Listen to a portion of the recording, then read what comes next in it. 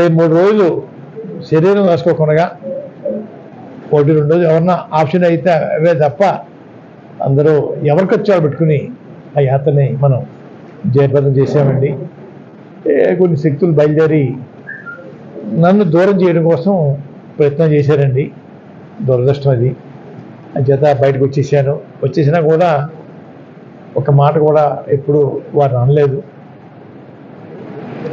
వారే మళ్ళీ ఈ మధ్య చంద్రశేఖర్ రెడ్డి గారిని, మిథున్ రెడ్డి గారిని, గీత గారిని, కన్నబాబు గారిని, జక్కమూరి గణేష్ గారిని పంపించి పార్టీలో రమ్మని ఆహ్వానించారండి. వారి ఆహ్వానం మేరకు 14 తారీఖు వెళ్దాం అనుకున్నాం. మార్చి మేమందరం కలుపుకుని మీ ఆశీస్సులు తోటి వెళ్దాం అనుకున్నానండి. నాతో పాటు వారికి కూడా మీ ఆశీస్సులు ఉండాలని ఉద్దేశంతో నేను ప్రయత్నం చేస్తే మన ముఖ్యమంత్రి గారి ఆఫీస్ నుంచి ఇక్కడ ఎక్కువ మందికి ప్లేస్ ఉండదు, సెక్యూరిటీ ప్రాబ్లము, తక్కువ మంది రండి అని అన్నారండి. తక్కువ మంది రమ్మన్నాక నేను ఎప్పటికప్పుడు కంట్రోల్ చేసుకోలేనండి. మొత్తం ప్రోగ్రామ్ మానేస్తాను, గొడవ పెట్టుకుంటా అని చెప్పేసి చెప్పడం జరిగిందండి. ఇంచుమించుగా మనకి రావులపాలెం వచ్చేటప్పటికండి 3000 కార్లు అయిపోతున్నాయండి. ఆ రోజు ఎవరి కారు వాళ్ళదండి. అంతలాగా ఉత్సాహంగా బయలుదేరండి. అందులో ఈనాటి కాలంలో మీ ఫుడ్ మీరు తెచ్చుకోండి, మీ మంచిని మీరు తెచ్చుకొని చెప్పిన మనిషి ఎవరు లేరండి. అయినా నన్ను ప్రేమించడం వల్ల మీరందరూ దానికి కూడా సిద్ధపడిపోయారు తెచ్చుకుని ఆ పార్టీలో చేరే సందర్భాన్ని జయప్రదం చేయాలని చూశారు. కానీ ముఖ్యమంత్రిగా అనుమతి ఇవ్వలేదండి. అంచేత 15 తారీఖున వారి సంవత్సరం చేరడం జరిగిందండి. ఏం కావాలన్నా అని అడిగారండి. మాకు ఏం వద్దన్నయ్యా, మా కొడుకు కానీ నాకు కానీ ఏ పదవులు ఆశించట్లేదండి. ఆశిస్తే మీకు తలపోటు పెరుగుద్ది, మామూలు తలపోటు కాదండి. అప్పటికే మీరు ఒక పేరు అనౌన్స్ చేశారు, ఎంపీకో ఎమ్మెల్యేకో. వారిని ఖాళీ చేసి నాకు ఇవ్వడం అంటే చాలా తలపోటు మీకు. ఈ తలపోటు ఈ రోజుతో పోదండి. 13 జిల్లాలో నాకు చిన్న చితక పరిచయాలు ఉన్నాయి. నాకు నాకు నాకు నాకు అని చెప్పి మళ్ళీ అందరూ కూడా తయారై తలపోటు తెస్తారండి అయ్యా. అలాగే ఉన్న ఎమ్మెల్యేస్ కూడా ఖాళీ చేస్తుంటే అన్నా నాది కూడా చెప్పాను ఒకసారి అంటారు. ఇన్ని తలపోటు వద్దన్నయ్యా, మీరు హ్యాపీగా ఉండండి, ముఖ్యమంత్రి కావాలా అంటే నాకు ఏ పదవి మా పిల్లలకి ఏమొద్దు. భగవంతు దయ వల్ల ప్రజల దయ వల్ల మీరు ముఖ్యమంత్రి మళ్ళీ సీట్లు కూర్చున్న తర్వాత మీ అవకాశం బట్టి ప్రజలకు సేవ చేసే పదవి ఏదైనా ఉంటే అప్పుడు చూసుకుంటానండి, ఇప్పుడు ఏమొద్దు అని చెప్పి చేరటం జరిగిందండి అయ్యా. పేదవాడు ఈరోజు 5 ఏళ్ళతోటి భోంచేస్తున్నారంటే మీరు ఆలోచించండి. ఇంతకన్నా స్కీములు పెట్టి మగోడు గతంలో నేను 62 నుంచి వస్తున్నాను రాజకీయాలండి. భవిష్యత్తులో కూడా పేదలకి 5 ఏళ్ళతో అన్నం పెట్టే మగోడు ముఖ్యమంత్రి కావడం చేయరండి. పేదవాళ్ళ మీద ప్రేమ తోటి వారు ఆ కార్యక్రమం తీసుకున్నారండి. ఇంకా మీ అందరూ సహకరిస్తే ఇంకా మంచి పథకాలు పెట్టి మీ సంక్షేమం కోసం, మీ సుఖం కోసం చేయాలని తపనతో ఉన్నారండి. తపనంటే ఒక 30 సంవత్సరాల పాటు వారు ఆ సీట్లో ఉండేలాగా పథకాలు తీసుకొస్తారు తప్పనిసరిగా. మళ్ళీ ఈ ముఖ్యమంత్రి పీఠం కోసం ఎవరు కూడా కొంచెం మేరలో కన్నేసి చూడడానికి అవకాశం ఉండదండి. అటువంటి పాలన అందిస్తారు. మనందరం వారికి అండగా ఉండాలి. చిన్న చిన్న తగులు ఉంటాయండి, ప్రతి చోట ఉంటాయి, ప్రతి ఊర్లో ఉన్నాయి, ప్రతి కాన్స్టిట్యూన్సీలో ఉంటాయండి. అవి మనం సర్దుకోవాలి, తప్పదండి అయ్యా. ఏదో కొన్ని చోట్ల కార్యకర్తకి పెద్ద అవకాశం లేకుండా పోయిందని మన వైసీపీ వచ్చిన తర్వాత అని అంటున్నారు. అటువంటివన్నీ కూడా మళ్ళీ దఫా రాకుండా చేయడానికి ప్రయత్నం చేద్దామండి. మనం కష్టపడి వారిని ఆ పీటలో కూర్చోబెట్టాలండి. ఈ మధ్య చంద్రబాబు నాయుడు గారు మాట్లాడుతూ జగన్ గారు ప్రవేశపెట్టిన సంక్షేమ పథకాలు పగడబందీగా అమలు చేయడం కోసం నాకు అధికారం ఇవ్వండి అంటున్నారు. ఆయనకి అధికారం ఇవ్వాలంటే నా పగడబందీగా అమలు చేయడం కోసం ఆయన ఎందుకండి అమలు చేయడానికి చేయట్లేదా, జరగట్లేదా అండి? ఇది కాకుండా కొత్తగా 10 ఇస్తాను కొత్తవి అంటే సంతో హిందూ అండి. దానికి ఇష్టపడ్డ వాళ్ళు వెళ్తే వెళ్తురండి. కానీ ఉన్న పథకాలు వారు అమలు చేస్తారంట పగరబందీగా. అది ఆలోచించండి అయ్యా. అబద్ధాల మోసాలతో ఉన్నాయి మాటలు. ఉక్రోషం ఏదో ఏంటి ఏంటి ఈ రాష్ట్రం వారి జాగిరి కాదు, నా జాగిరి కాదండి. ఎవరి ఎస్టేట్ కాదు, ఎస్టేట్లే పోయాయి. వీళ్ళంతా నేనంతండి ఏంటో బాధపడిపోయి మీటింగులో జగన్మోహన్ రెడ్డి గారిని తిట్టిపోస్తూ ఉన్నాడు. ఆయన హోదా తగ్గట్టుగా ఒక విధంగా చెప్పాలని అప్పుడు మేధావండి. ఎన్నో సంవత్సరాలు రాజకీయాలు ఉన్నాడు. నేను ఆయన ఒకసారి అయ్యామని ఎమ్మెల్యేస్. అంత మేధావి ఎదుటి వారిని, అది ముఖ్యమంత్రి స్థానంలో ఉన్న వారిని బూతులు తిట్టడం అన్నది అయ్యా సభ్యతగా అనిపించట్లేదండి. అయ్యా ఎవరు కూడా ఇంట్లో పనివారిని కూడా మనం అనలేము అయ్యా. పొలంలో పనిచేసే మనిషి అనలేము.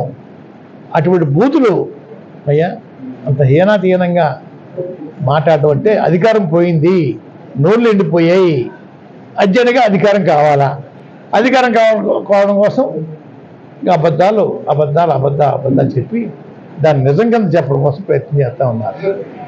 అలాగే సినిమా యాక్టర్గా ఉన్నారండి. వారికి షూటింగ్లో వెళ్ళటం కోసం ఎమ్మెల్యే పదవి కావాలటండి. అయ్యా ఎక్కడో హైదరాబాద్ వచ్చి పిఠాపురంలో ఎమ్మెల్యే కావాలటండి. ఎంతవరకు శోభ ఆలోచించండి. వారు సొంత పుట్టింది అక్కడ హైదరాబాద్లో, ఇక్కడ ఆ రాష్ట్రం వేరు, మన రాష్ట్రం వేరు. ఇక్కడ ఎమ్మెల్యే పదవి కావాలటండి. ఎంతవరకు శోభ ఆలోచించండి అయ్యా. ఈ పక్క కానిసి మనిషి మీద నిలబడ్డారు అంటే మనందరం తాగుబోతులు, మనందరం డబ్బులు కమ్మడిపోయే మనుషులుగా మన పిఠాపురం నియోజకవర్గ ప్రజల్ని ఆ రకంగా అవమానిస్తూ ఉన్నారు. గమనించిన సోదరులారా, నేను చెప్పక్కర్లేదు, మీకు అన్ని టీవీల ద్వారా మేము ఏదో కొంత చూస్తామండి. మాకన్నా తెలివైన వాళ్ళు వాటర్స్. ఇప్పుడు రాజకీయ నాయకుల కన్నా తెలివైన వాళ్ళు వాటర్స్ అండి. మీరు కూడా కాదండి. మనందరం ఖాళీకొని ఎప్పుడో చూస్తాం, సాయంత్రం ఎప్పుడో చూస్తాం. వాటర్స్ నిచ్చి చూస్తున్నాడు సార్. అయ్యా మన అబద్ధాలు చెప్తున్నాం, నిజం చెప్తున్నాం అయ్యా. దృష్టి పెట్టండి అయ్యా. అయ్యా మనమే కాదండి, మన బంధువులు ఎక్కడెక్కడ ఉన్నారో, పక్క ఊర్లో ఉంటానో లేదా పక్క జిల్లాలో ఉంటానో, రాష్ట్రంలో ఎక్కడున్నా ఫోన్ చేసి మన జగన్మోహన్ రెడ్డి గారికి ఓటేయాలా అని చెప్పి ఫోన్లో రిక్వెస్ట్ చేయండి. వాళ్ళలో కొంచెం ఉత్తేజం కలగజేయండి అయ్యా. తెలియజేసుకుంటా ఉన్నాను. ముఖ్యమంత్రి గారు బస్సు యాత్ర మన పిఠాపురం నియోజకవర్గంలో పెడతారని మెసేజ్ వచ్చిందండి. అది ప్లేస్ ఇంకా చెప్పలేదండి, తారీఖు కూడా చెప్పలేదు. ముఖ్యమంత్రి గారు వచ్చిన మొత్తం కెరటాల్లాగా ఊర్లు తరలి వచ్చేలాగా మేము అందరినీ సహకరించమని కోరుకుంటాం. దారుణంగా అయ్యా ముఖ్యమంత్రి గారు కూడా ఈయన భాష ఇంకా దారుణం అండి అయ్యా. ఏదో పీక్ మీ కాలేజీ మట్టి దొక్కేస్తాడట. ఏంటి దొక్కేది? దారంటి పోయి మనిషిని అలా ఆనందం చూద్దాం, ఇంత పని మనిషిని అలా ఆనందం చూద్దాం, కాలేజ్ చేస్తారు సార్. అయ్యా ముఖ్యమంత్రి గారు ఆ విధంగా భాష, దారుణమైన భాష తాడేపల్లిగూడ మీటింగ్లో అయ్యా చంద్రబాబు నాయుడు గారి సమక్షంలో మాట్లాడుతుంటే చంద్రబాబు నాయుడు కొంచెం ఏదో వద్దన్నా కూడా రెచ్చిపోతా మాట్లాడుతూ ఉన్నారు అయ్యా. ఒక విషయం అడుగుతాను సార్ ఆయన్ని, పవన్ కళ్యాణ్ గారిని.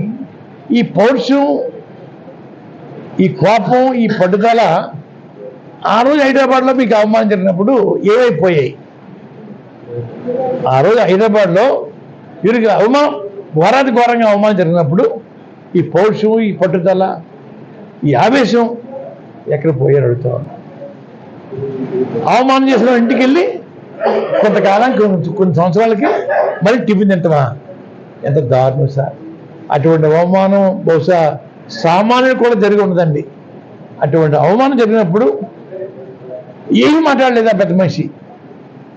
ఈరోజు వచ్చేసేసి హైదరాబాద్ కాకుండా మనూరు వచ్చేసేసి ఉన్నది ఒకటి లేదు 10 మాటలు చెప్పేసి ఆయాసపడిపోతూ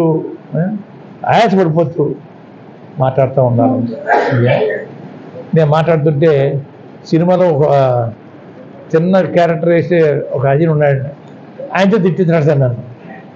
అయ్యా పందనో కుక్కనో ఏదో తిట్టిస్తున్నాడు సార్. అయ్యా నేను 2-3 సార్లు చెప్పాను, అయ్యా పవన్ కళ్యాణ్ గారు మీరు ఎక్కడెక్కడో తెర వెనకాల నుండి మాట్లాడడం కాదు,